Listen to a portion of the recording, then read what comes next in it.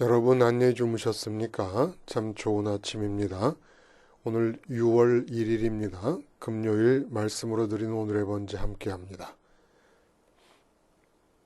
전도서 마지막 12장 말씀 1절부터 5절까지만 같이 읽겠습니다. 나머지는 여러분이 읽어보시기를 바랍니다. 시작. 너는 청년의 때에 너의 창조주를 기억하라. 곧 곤고한 날이 이르기 전에 나는 아무 낙이 없다고 할 해들이 가깝기 전에 해와 빛과 달과 별들이 어둡기 전에 비 뒤에 구름이 다시 일어나기 전에 그리하라. 그런 날에는 집을 지키는 자들이 떨 것이며 힘 있는 자들이 구부러질 것이며 맷돌질하는 자들이 적음으로 그칠 것이며 창들로 내다보는 자가 어두워질 것이며 길거리 문들이 닫혀질 것이며 맷돌 소리가 적어질 것이며 새 소리로 말미암아 일어날 것이며 음악하는 여자들은 다 쇠하여질 것이며 또한 그런 자들은 높은 곳을 두려워할 것이며 길에서는 놀랄 것이며 살구나무가 꽃이 필 것이며 메뚜기도 짐이 될 것이며 정욕이 그치리니 이는 사람이 자기의 영원한 집으로 돌아가고 조문객들이 거리로 왕래하게 됨이니라. 오늘 이 전도서 마지막 12장 말씀을 중심으로 마음에는 젊음도 늙음도 없다 라는 제목의 하나님 말씀 증거합니다. 마음에는 젊음도 늙음도 없다. 마음은 마음일 뿐이라는 얘기입니다. 마음은 영원하다는 겁니다. 마음에 나라는 의식이 살아있는 상태, 그것이 인격입니다. 그래서 내 마음은 영원하기 때문에 나는 영원합니다. 근데 이 땅에 살고 있는 동안에 영원한 마음으로서 영원함을 소유하게 되면 천국 생활이 주어지는 것이고, 영원한 마음 주제에 일시적인 것들만 마음에 소유하고 살다가 죽으면 영원한 지옥의 삶이 주어지는 것이지요. 끼리끼리 놀아야 되는데 영원한 마음이 일시적인 것들과 놀다 보면 그것이 죄가 되고 그것이 허물이 되어서 영원히 허무한 마음이 비어있는 상태의 지옥을 살게 된다는 겁니다.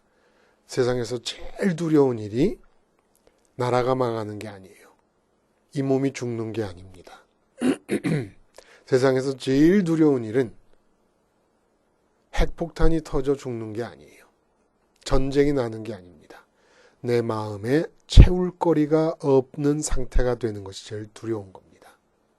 그래서 말씀을 거듭 드리지만 육체가 죽는 것이 두려운 이유는 육체를 통해서만 마음 채움거리를 발견하고 만날 수 있다고 믿고 있기 때문입니다. 마음만 채워진다 그러면 육체는 100번 죽어도 두려울 게 아닌 거예요. 자, 이런 전제하에서 오늘 전도서가 끝나는 무렵에 전도자라는 말을 다시 한번 기억합니다. 이 오늘 본문에도 쭉 읽어보시면 전도자라는 말이 이제 나오거든요. 전도자가 히브리어 코헬레트라 그랬어요. 카할이라는 단어에서 파생된 단어입니다. 카할은 부르다, 소집하다 이런 뜻입니다. 그래서 코헬레트 전도자는 백성을 소집하는 사람이다. 백성을 소집해서 중요하다고 느끼는 깨달음을 가르쳐주는 사람이 바로 전도자입니다. 여기서 우리가 기억해야 될 것이 있죠.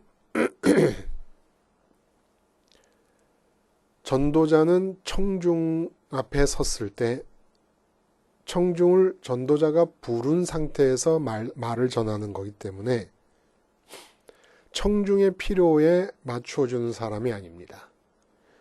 전도자가 느끼는 청중의 필요를 얘기해 주는 사람이에요. 그래서 전도자와 특별히 구분짓기 위하여 전도자의 특징을 명확하게 하기 위하여 예를 든 것이 스타 강사였습니다. 스타 강사는 왜 스타 강사가 됩니까? 청중들이 필요로 하는 것을 얘기해주고 가려운 데를 긁어줍니다. 근데 전도자는 등이 가렵다는 사람에게 배를 긁어주는 사람입니다. 전도자가 느끼는 필요를 얘기해주는 사람이라는 거예요. 그래서 복음도 결국은 전도를 통해 전파될 수밖에 없는 것은 복음이 뭐예요? 하나님이 인간에게 느끼는 인간의 필요입니다. 근데 이 복음이 인간에게서 느끼는 하나님의 필요이기 때문에 인간이 자기 자신에게 느끼는 인간의 필요와 너무나 다른 것입니다.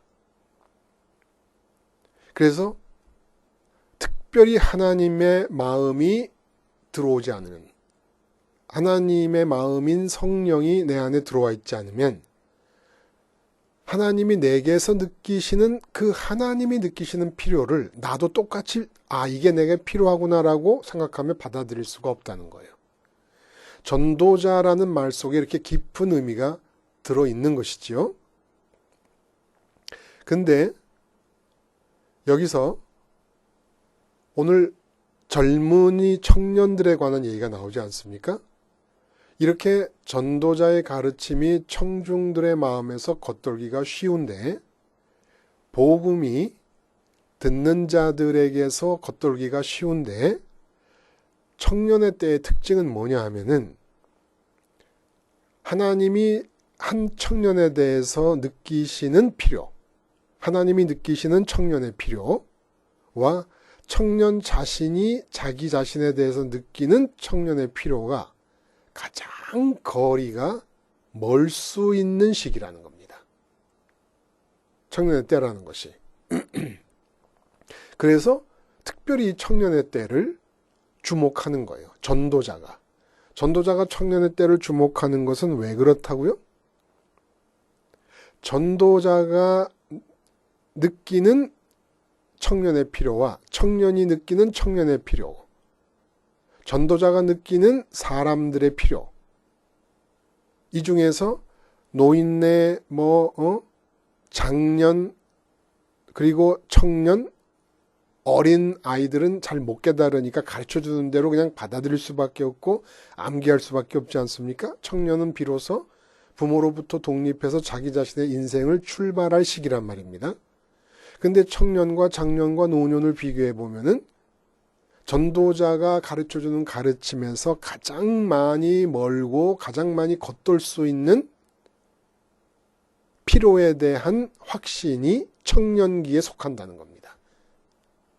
청년들이 느끼는 자기 인생에 대한 필요가 전도자가 느끼는 청년의 필요와 가장 거리가 멀 수 있기 때문에 청년을 주목해서 콕 집어서 오늘 말씀하고 계시는 것이죠. 그래서 너는 청년의 때에 너희의 창조주를 기억하라. 곤고한 날이 이르기 전에 아무 낙이 없다고 할 해들이 가깝기 전에. 이건 그러니까 죽기 전이라는 거예요. 해와 빛과 달과 별들이 어둡기 전에도 죽기 전이고 비 뒤에 구름이 다시 일어나기 전에도 비가 내렸는데 또다시 구름이 일어나는 겁니다. 이건 무슨 얘기예요? 무릎이 아픕니다. 무릎이 아픈 게 단 줄 알았더니 또 손목이 아픕니다. 손목이 아픈 게 단 줄 알았더니 늙어가면 어떠니 소화가 안 됩니다. 소화가 안 되는 게 단 줄 알았더니 아이고 웬 소변이 그렇게 자주 마렵습니까? 소변이 마려운 게 단 줄 알았더니 잠이 안 와요. 오늘 보면 본문에 보면 새소리에도 깬다는 얘기가 나오지 않습니까? 그래서 그렇게 늙어서 죽기 전까지 여호와 하나님을, 창조주 하나님을 기억해내야만 된다라는 의미를 담고 있다는 겁니다. 그래서 3절부터 5절까지는 사람이 늙은 상태, 사람의 몸이 늙어 있는 상태를 여러 가지 사람 몸의 부분을 구분해서 비유적으로 얘기하는 거예요. 예를 들면 3절에 집을 지키는 자들이 떨 것이며 라는 얘기는 손과 발이 떨린다는 겁니다. 힘 있는 자들이 구부러진다는 것은 몸을 지탱하는 척추가 휜다는 걸 말하는 거예요. 맷돌질하는 자들이 적다는 건 이빨이 다 빠진다는 걸 뜻하는 것이고, 창들로 내다보는 것이 어두워진다는 건 시력이 약화된다는 걸 얘기하는 것이죠. 길거리 문들이 닫혀질 것이라는 건 청각이 흐려지는 걸 말하고, 맷돌 소리가 적어진다는 것은 잇몸으로 음식을 먹을래. 그 옛날에 무슨 틀니가 있었겠습니까? 임플란트가 있었겠습니까? 그러자니 왕성한 식욕과 튼튼한 치아로 와그작 음식을 씌워 먹을 때와는 다르게 모든 딱딱한 음식들을 다 녹여 먹어야 되니까 소리가 없죠. 새소리로 말미암아 일어난다는 것은 잠이 아주 쉽게 깬다는 거예요. 일찍도 깬다는 겁니다. 그리고 음악하는 여자들이 다 세야 될 것은 성대도 이게 쇠락해진다는 그런 얘기죠. 자, 이런 내용을 통해서 전도서 마지막에서 하고 싶은 얘기는, 첫째, 죽음이 가까이 느껴지는 노년에 이르기 전에 창조주를 기억하라는 것은 삶은 특정한 목적을 위한 기회라는 겁니다. 죽기 전까지는 어쨌든 창조주 여호와 하나님을 기억해내야 된다는 거예요. 창조주 여호와 하나님을 기억해내야 된다라고 하는 것은 하나님이 창조하셨다는 사실을 기억한다는 뜻이 아닙니다. 젊은 시절의 창조주를 기억하라는 것은 젊은 시절에 이제 자기 인생을 살아가는데, 자기 인생을 산다는 게 뭡니까? 자기 마음에 하나님 크기로 비어있는 공백을 채우는 일을 자기 스스로 하기 시작한다는 얘기입니다. 근데 이때 창조주를 기억하라는 것은 이때 해 아래 있는 어떤 것들을 향하여 질주해 나가지 말고 창조주 하나님으로 마음이 채워질 수 있음을 기억하라는 얘기입니다.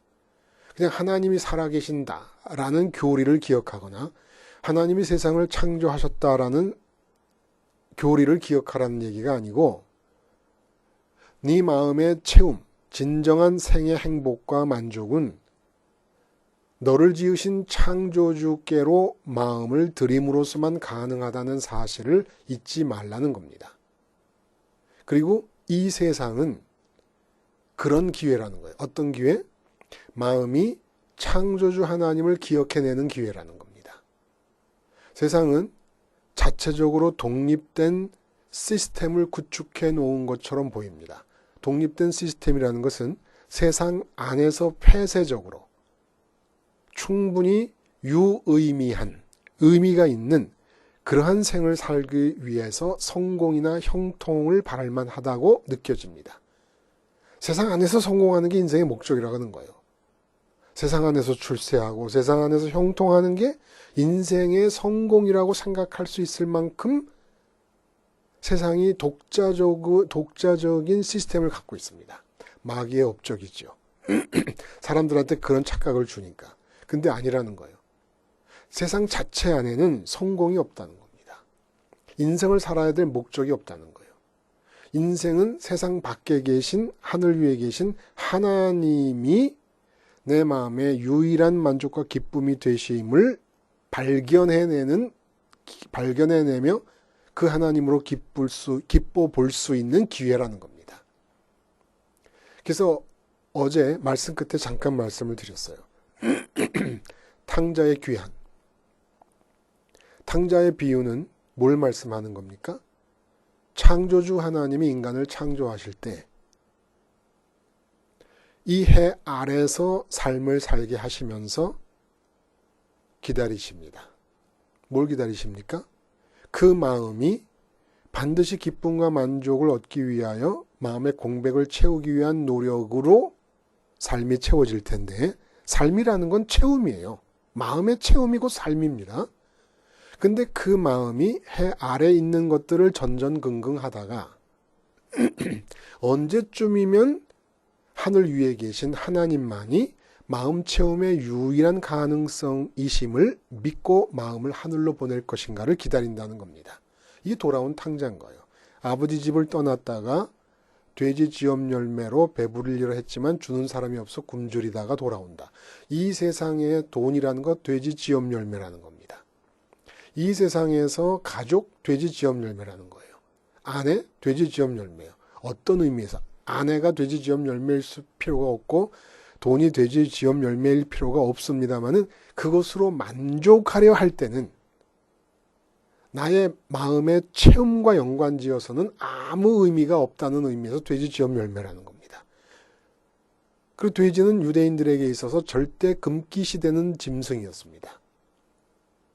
이 세상에 있는 것들은 마음의 체험거리로는 절대로 금지되어 있는 것들입니다.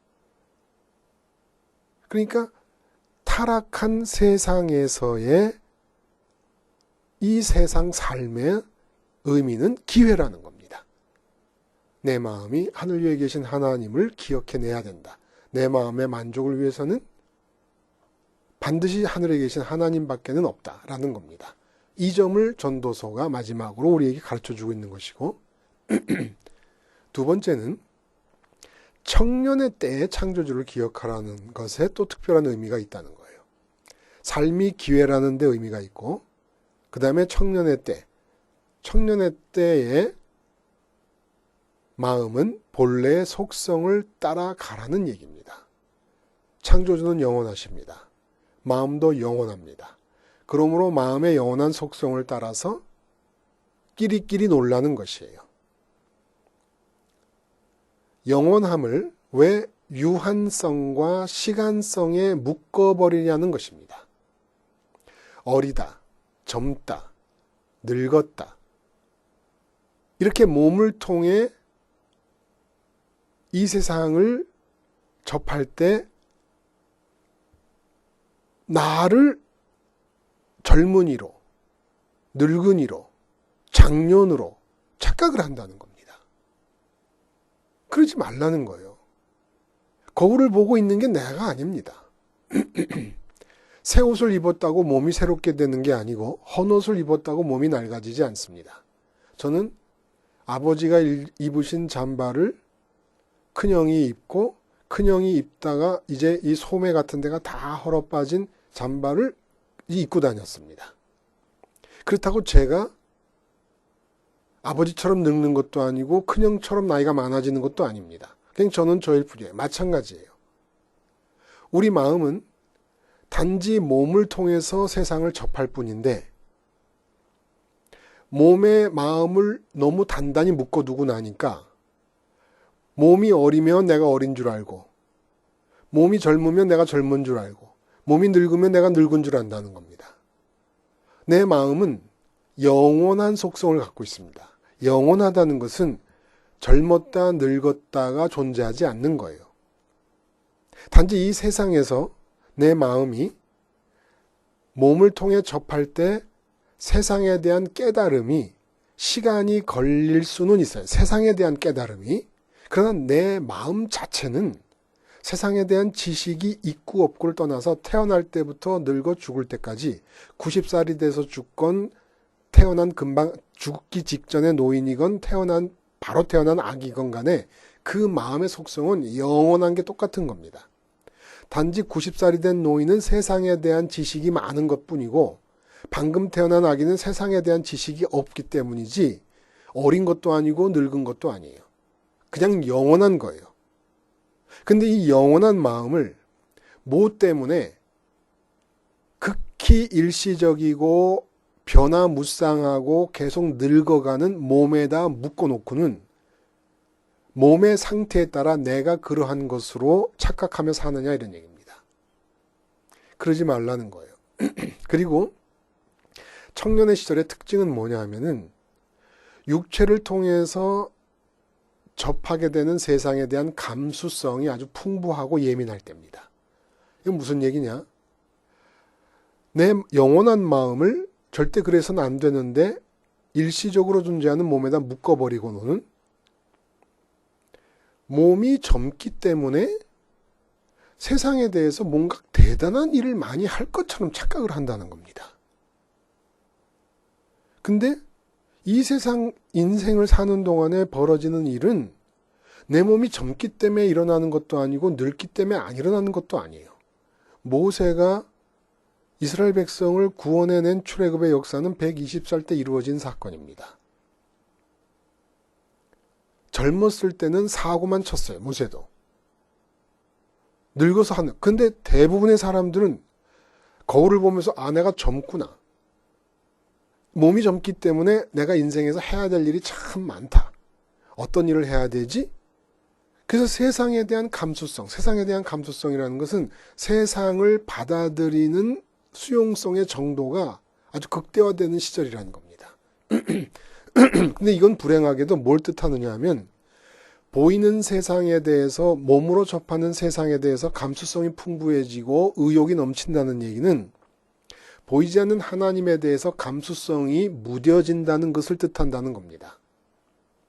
하나님에 대한 감수성이 무뎌지는 상태에서 이 세상에 대한 감수성이 풍부해지고 세상에 대한 감수성이 풍부해진 상태에서 세상을 계획하면서 뛰어들고 출발했다가는 반드시 헛되고 헛돼서 미쳐버릴 정도로 후회스러운 삶을 살게 될 거라는 얘기입니다. 그래서 전도서 마지막에 얘기해 주는 거예요. 젊은이들에게 말씀하는 거죠. 몸이 젊다고 마음이 젊은 것이 아니다. 마음은 그저 마음일 뿐이고 영원할 뿐이다. 다만 몸에 의존되어 묶인 상태다 보니까 몸이 젊음으로 인해서 마치 이 세상에서 무엇이든지 다 이룰 수 있는 가능성의 존재인 것처럼 착각하기가 쉽다는 겁니다. 세상에서 많은 사람들이 그렇게 얘기해요. 젊은이들이요, 야망을 가져라. 젊은이 시절에 야망을 죽이라는 얘기를 지금 하는 겁니다. 응? 선교사님이 그랬다 그러죠. 보이스 비 앰비셔스. 근데 전도자가 얘기하는 거예요. 젊은이 시절에 야망을 죽여라. 젊은 시절에 야망이 끌어오르기가 쉬운데 그때 야망을 죽여라. 이 세상에서 내가 무엇인가를 하겠다는 마음을 아예 죽여버리라는 얘기입니다. 이 세상의 삶의 목적은 뭡니까? 영원한 마음이 몸을 입고 있는 동안에 영원하신 하나님을 기억하고 몸을 입고 사는 이 시간 동안에 내 마음은 하늘에 계신 하나님 아니면 채워질 길이 없다는 것을 기억하고 살라는 겁니다. 인생의 목적이 그거예요. 보이지 않는 하나님으로 만족해 보기, 보이지 않는 하나님으로 행복해 보기, 보이지 않는 하나님 때문에 행복하면서 이 세상에 몸으로 사는 상황이 어떠하든지 감사해 보기. 기회라는 겁니다. 그래서 몸이 젊다고 많은 일을 할 수 있는 게 절대 아닙니다. 착각하시면 안 돼요. 몸이 늙었다고 아무 일도 못할 수 있는 게 아니에요. 문제는 하나님의 뜻입니다. 하나님의 뜻이 없으니까 그 일이 안 이루어지는 것이죠. 죽기 5분 전에도 하나님은 남북 통일을 시키실 수도 있습니다. 그 사람을 통해서. 이제 10분 뒤에 죽을 그 사람을 통해서 남북 통일을 일으키실 수도 있어요. 죽을 시간이 1시간 남은 사람을 통해서 무엇이든지 다 하실 수가 있습니다. 하나님은 말씀으로 세상을 창조하신 분이시기 때문에 하나님이 하고자 하시는 그 뜻을 죽기 1시간 전에 사람에게 말씀으로 불어넣어 주시기만 하면 다 이루어지는 겁니다. 그러니까 젊었다고 대단한 것을 할 수 있다고 생각하지 말라는 거예요. 늙었다고 아무것도 못한다는 생각도 하지 말라는 겁니다. 이 세상에서 무슨 일이 일어나는 것과 내 몸이 늙은 것과는 아무 상관이 없다는 거예요. 내 몸이 젊은 것과도 아무 상관이 없습니다.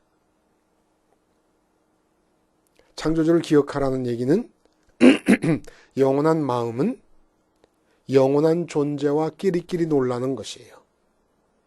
괜히 몸을 입고 있다 그래서 몸의 마음을 묶어놓고 몸이 젊으면 다 할 것처럼 까불다가 몸이 늙으면 기가 죽어가지고 이제는 죽을 날만 기다리고 있는 그런 이상하고 못난 삶을 살지 말라는 겁니다. 어떻게 해야 돼요? 십자가에서 주님과 함께 죽어요. 몸에 묶여 끌려가는 내 마음이 몸에 묶여있는 상태에 내가 죽는 겁니다. 그래서 부활하시면 주님과 함께 부활해요. 그렇게 주님과 함께 부활한 존재는 어떤 존재입니까? 마음이 몸에 묶여있지 않는 상태의 존재입니다. 이 상태가 창조주를 기억하는 상태예요. 이제 마음이 십자가에서 죽기 전과 똑같은 것은 마음은 채워야 된다고 하는 사실이 똑같은 거예요. 근데 십자가 죽기 전과 다른 것은 십자가에서 죽기 전에는 세상을 향해 있었어요. 채워야 된다라고 하는 이 필요를 느끼는 마음이. 근데 십자가에서 죽은 다음에는 채워야 된다는 마음이 하늘을 향하게 됩니다. 승천하신 주님 따라 하늘로 가게 됩니다. 그래서 십자가를 기억하지 않으면 우리는 젊으나 늙으나 똑같이 채워야 되는 마음일 수밖에 없는 운명적 상태를 땅을 향할 수밖에 없는 거예요.